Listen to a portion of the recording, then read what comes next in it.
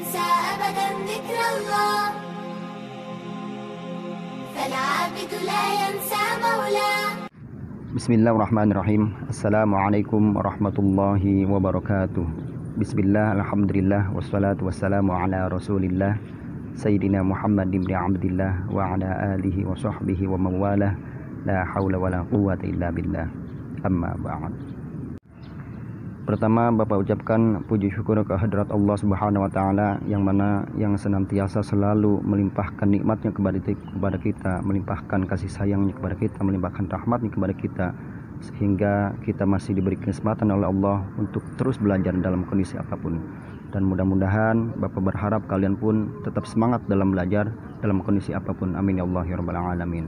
Mudah-mudahan kalian selalu sehat walafiat, selalu dalam lindungan Allah Subhanahu wa taala. Amin ya Allah ya rabbal alamin. Anak-anakku sekalian yang Bapak banggakan, alhamdulillah pada kesempatan kali ini kita masih diberi kesempatan untuk bertemu kembali, yaitu di pertemuan yang keempat, Al-Halaqah Ar-Rabi'ah. Pada pertemuan yang keempat ini kita akan membahas tentang tajwid dari ayat-ayat yang sudah Bapak bacakan, yaitu dari surah Al-Hujurat ayat 12. Tapi seperti biasa, sebelum kita mulai, kita awali kegiatan ini dengan doa. Silakan kalian berdoa masing-masing atau aminkan doa yang akan Bapak bacakan. Rabbi shrahli sadri wa yassirli amri wahlul 'uqdatam min lisani yafqahu qawli waj'alni waziran min ahli subhanaka la ilma lana illa ma 'allamtana innaka antal alimul hakim. Rabbana iftah bainana wa baina qaumina bil haqqi wa anta khairul fatihin. Shadaqallahul 'azim. Amin ya Allah ya rabbal alamin. Anak-anakku sekalian yang Bapak banggakan, sebelum kita membahas tajwidnya, mari kita sama-sama baca kembali ayat dari surat Al-Hujurat ayat 12. A'udzu billahi minasyaitonir rajim. Bismillahirrahmanirrahim.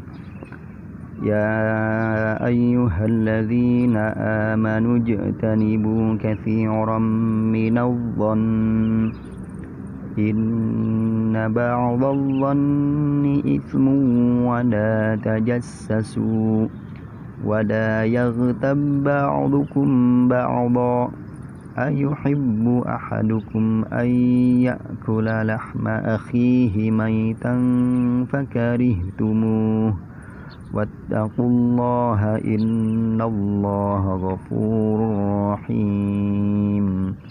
Shadaqallahul azim.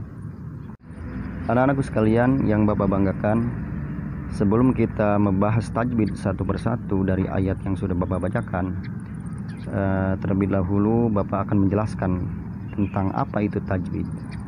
Apa yang dimaksud dengan tajwid?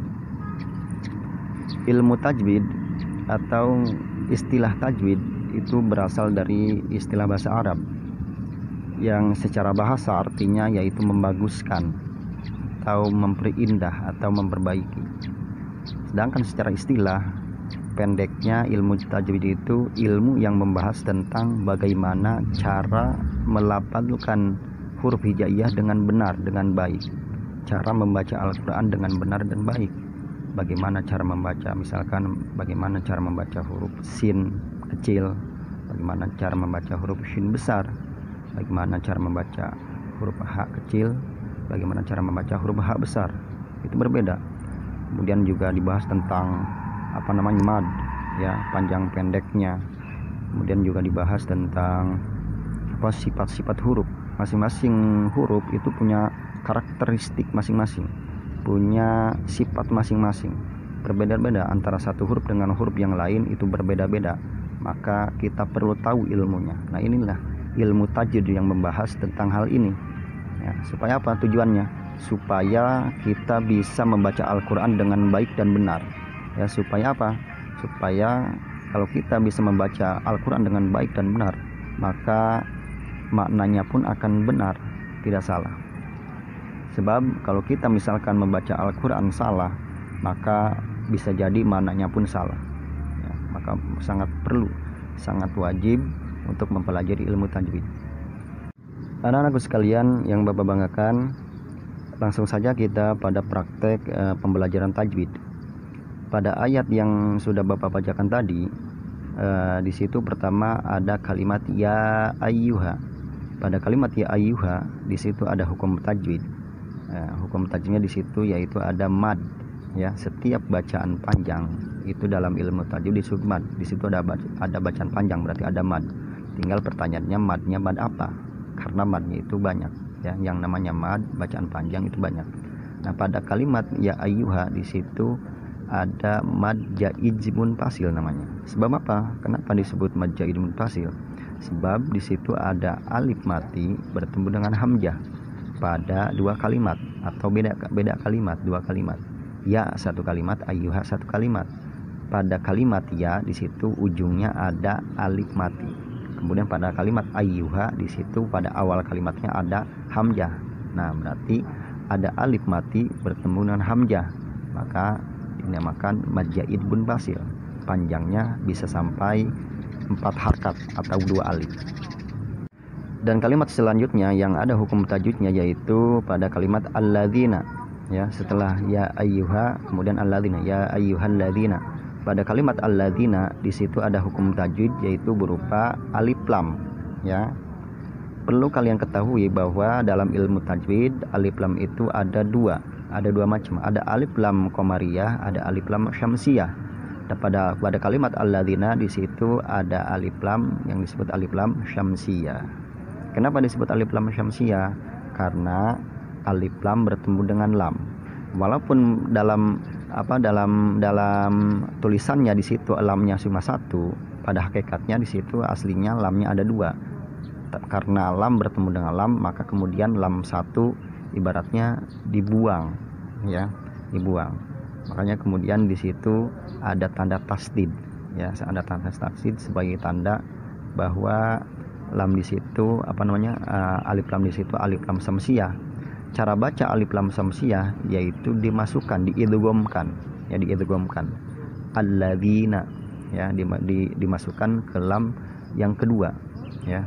Kalimat selanjutnya yaitu ada kalimat setelah alladzina yaitu kalimat amanu. Ya ayyuhalladzina amanu.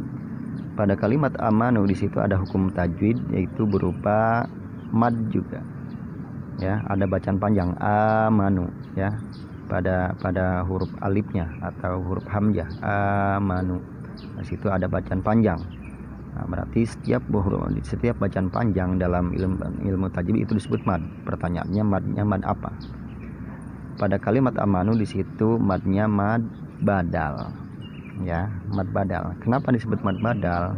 Karena dalam ininya kenapa disebut mad badal? Badal itu artinya pengganti. Sebab pada dasarnya aslinya di situ alifnya ada dua, ya, ada alif dua, ya. Aslinya dibacanya aamanu, ya, aamanu, bukan amanu, tapi ya ayyuhalladzina aamanu, ya. Kemudian karena dalam kaidah Arab, bahasa Arab, ketika ada huruf yang sama maka salah satu harus dibuang, dan ketika ada huruf yang dibuang itu harus diganti, ya, harus diganti. Nah, dalam kalimat amanu di situ karena ada alif dua asalnya kemudian dibuang satu maka harus diganti. Nah, digantinya itu yaitu dengan bacaan panjang, yaitu disebut mad. Makanya madnya disebut mad badal, ya. Jadi bacaan panjang di situ sebagai ganti dari alif yang dibuang, ya, alif kedua yang dibuang, makanya dibaca panjang amanu. Dan kalimat selanjutnya yaitu kalimat ijtanibu, ya.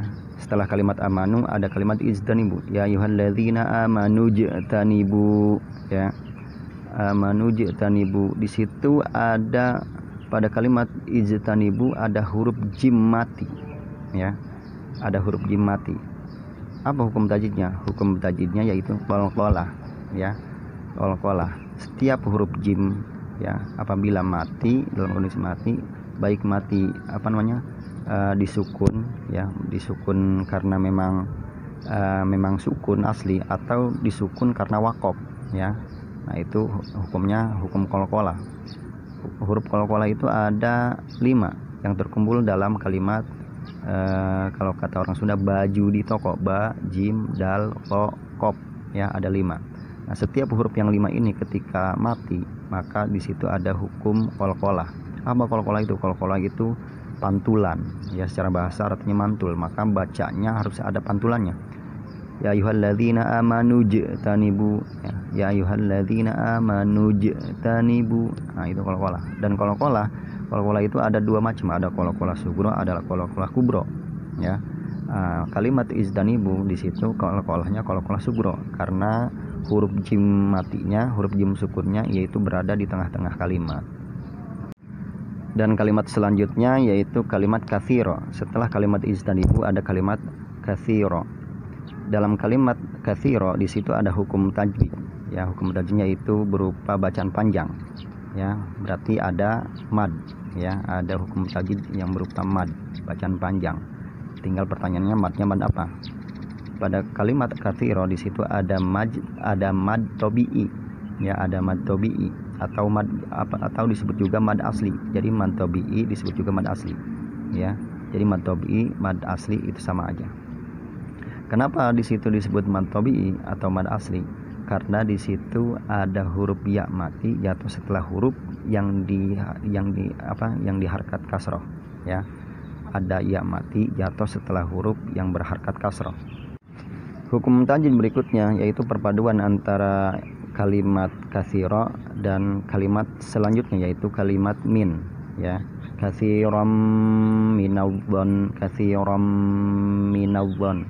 Nah, di situ ada tanwin bertemu dengan huruf mim. Tanwin yang berada pada kalimat katsiro dan mim yang berada pada kalimat min. Ya, apabila ada tanwin bertemu dengan huruf mim, maka hukum tajwidnya yaitu idgham. Perlu kalian ketahui idgham itu ada dua, ada idgham bigunah dan idgham bila gunah. Ya, jadi cara bacanya dimasukkan. Ya, idgham itu dimasukkan. Jadi bacaan tanwin itu dimasukkan ke mim. Katsiram minadh-dhon, katsiram. Salah kalau dibaca katsiron. Ya, salah. Kalau dibaca katsiram berarti dibaca idhar. Sedangkan ini bukan hukum idhar, tapi hukum idgham. Ya, hukum idgham. Maka dibacanya dimasukkan ke huruf mim. Katsiram. Mungkin Bapak cukupkan dulu untuk pembahasan tajwidnya sampai di sini. Insya Allah kita akan bertemu lagi di lain kesempatan. Sebelum kita akhiri kegiatan ini, mari kita sama-sama baca doa kafaratul majlis. Subhanakallahumma wa bihamdika asyhadu an la ilaha illa anta astaghfiruka wa atubu ilaik. Akhirul kalam, wassalamualaikum warahmatullahi wabarakatuh.